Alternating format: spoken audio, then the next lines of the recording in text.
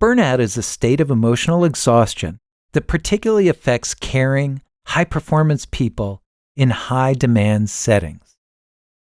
Burnout manifests itself as decreased energy to meet normal daily demands and to interact with others.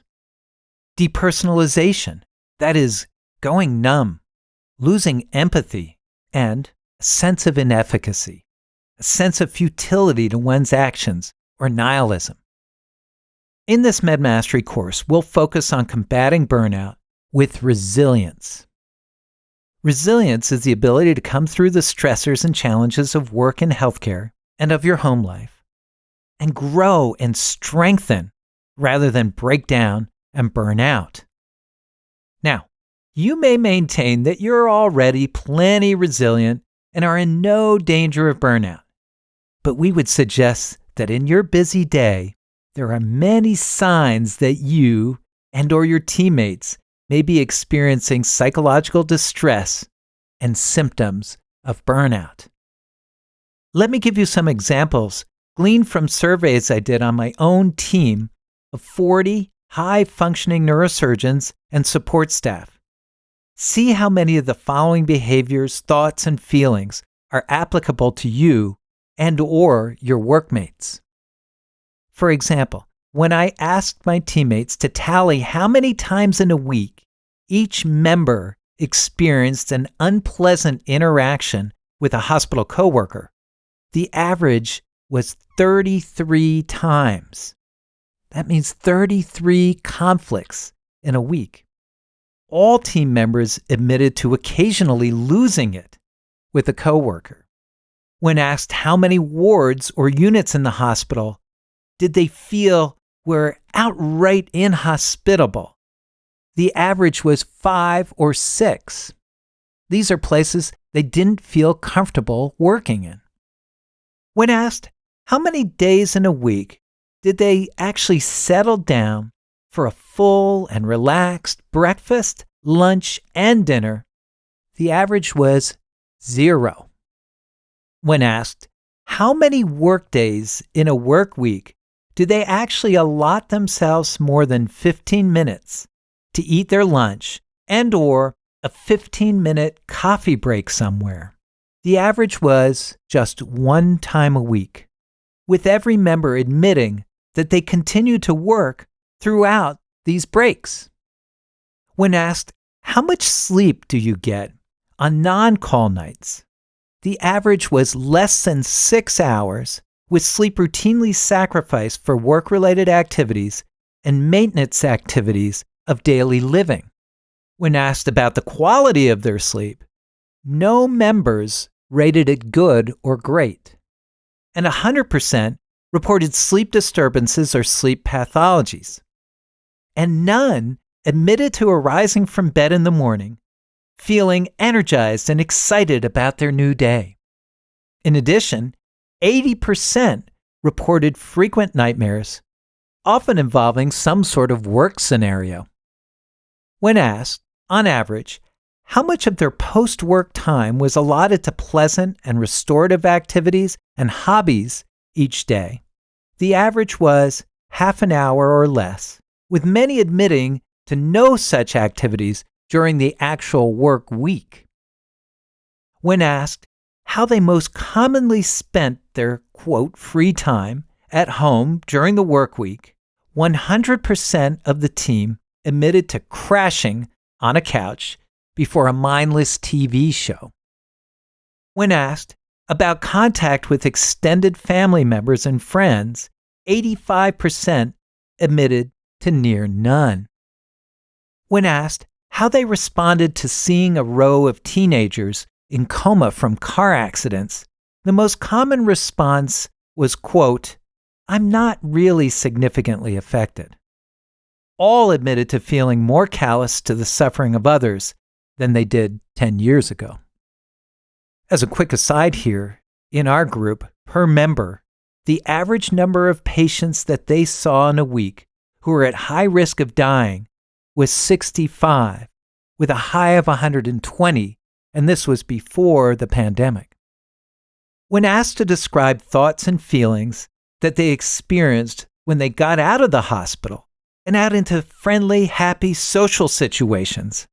Common responses included shock when encountering helpful strangers, discomfort with the trivial nature of interactions, discomfort with the unhurried pace of others, an ultra-low frustration tolerance for poor service, a lack of anyone who appreciated their dark gallows humor, a lack on their own part of interest in politics, culture, and current events, all the common fare of discussions out in the real world.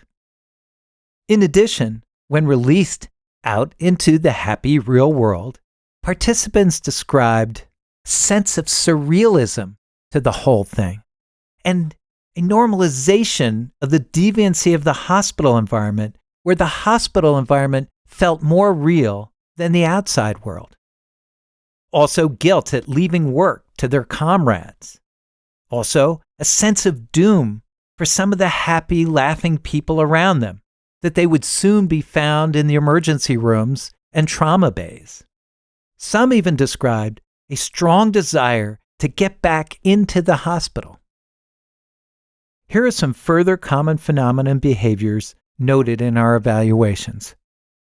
When working, even on a simple or trivial task, and interrupted politely by a friendly coworker, all admitted to feeling annoyed and to giving nonverbal cues that they did not wish to be disturbed. All admitted to occasionally belittling those of other specialties and services for being dumb, lazy, worthless, or selfish. And all admitted to being far less than civil, patient, and polite when on the phone with their coworkers. All admitted to failing to inspire others around them and to making their coworkers feel good about themselves. In fact, many found it hard to remember many of their coworkers' names or details about their lives. Most admitted to coming home and routinely dropping the stress of their day right on top of their significant others. Many admitted to occasionally focusing their work frustrations on those significant others. All admitted to trivializing the concerns of their family members and continuously comparing them with what they had been facing in the hospital. All admitted to routinely becoming annoyed at trivial matters, both at work and at home, and to being more irritable in general than they used to be 5 years in the past. All felt that their normal daily activities drained them and annoyed them rather than energized them and filled them with satisfaction. All admitted to regular bouts of guilt, intense guilt, about their work-life balances, their care of their patients, their attendance to their children, and many admitted to feeling a free-floating guilt and anxiety much of the time. All admitted that they did not live up to the person they saw themselves as, or that they wanted to be. Now, understand this. None of our team who took the Maslach burnout inventory scored in the burnout range. Technically, they weren't burned out. Yet, we would argue that they were all exhibiting significant signs of psychological and/or emotional distress. And in presenting this information across the country, audiences everywhere conceded that many of the described thoughts and behaviors were directly applicable to themselves. We believe that if you give this some thought, you and those you work with may find that you're affected more than you think by your work, that you and those around you may be feeling and exhibiting more emotional strain than you think, and that you may not be who you would like to be because of this, and are thus at frank risk of full-blown or episodic burnout. So, what can be done about this? We say that we need to recognize that we all could do with some regular resilience training and exercises, because we're all elite performers. And, just like elite athletes, much work has got to be invested in maintaining peak performance and in the prevention of injury, which, in our case, can be profound psychological injury. Now, most of us know that it's felt that 50% of people in medicine are burning out or are burned out. In the next 10 lessons, we're going to give you strategies that the 50% who are not burning out and who are indeed thriving have used to build and maintain their own resilience. So I hope you liked this video. Absolutely make sure to check out the course this video was taken from and to register for a free trial account which will give you access to selected chapters of the course. If you want to learn how MedMastery can help you become a great clinician, make sure to watch the About MedMastery video. So thanks for watching, and I hope to see you again soon.